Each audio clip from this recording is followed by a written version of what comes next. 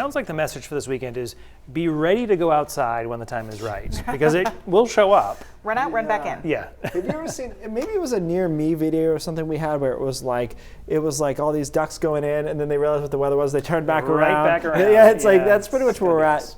We do have better opportunities than others, so we'll talk about our best estimate of when those times will be.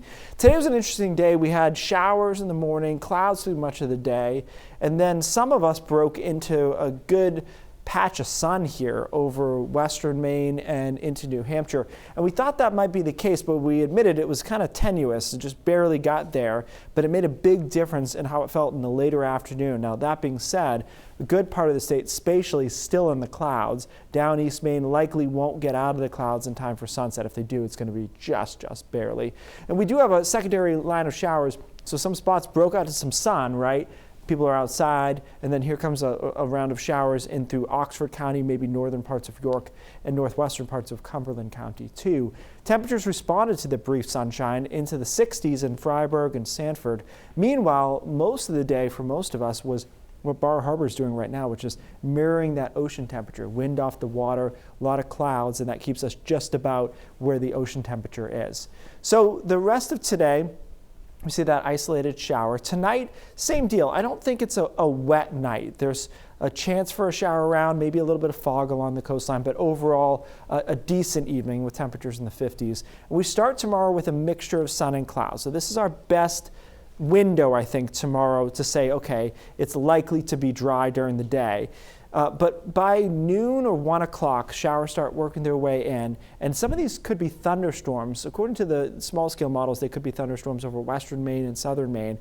Those move into the mid-coast. This is later in the afternoon, and then we may get another break where it's not raining in the late afternoon. So again, it's all about these windows of time where you're going to have chances for it not to be raining. We do the same thing on Sunday. So we've got some showers overnight Saturday. Sunday, the front sets up. Here, if you believe this model, here, if you believe the European model, which makes a difference, right? But it's a light line of showers. On either side of that, it's cloudy and a little bit cool with temperatures in the 50s.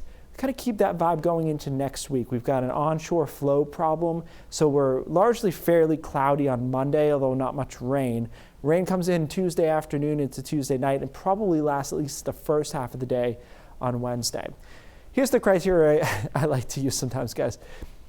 Is there a point over this weekend where I would do a roofing job? Like where I would take off shingles, open up plywood into my house? No. Like like it's not that kind of weekend, but there will be times where we can be outside this weekend, yes. So I think that's kind of where we're at. And it continues into next week where we've got intermittent showers. It's not all bad. It is a little bit coolish next week with temperatures largely in the 50s, which is a little bit below average for this time of the year. Okay.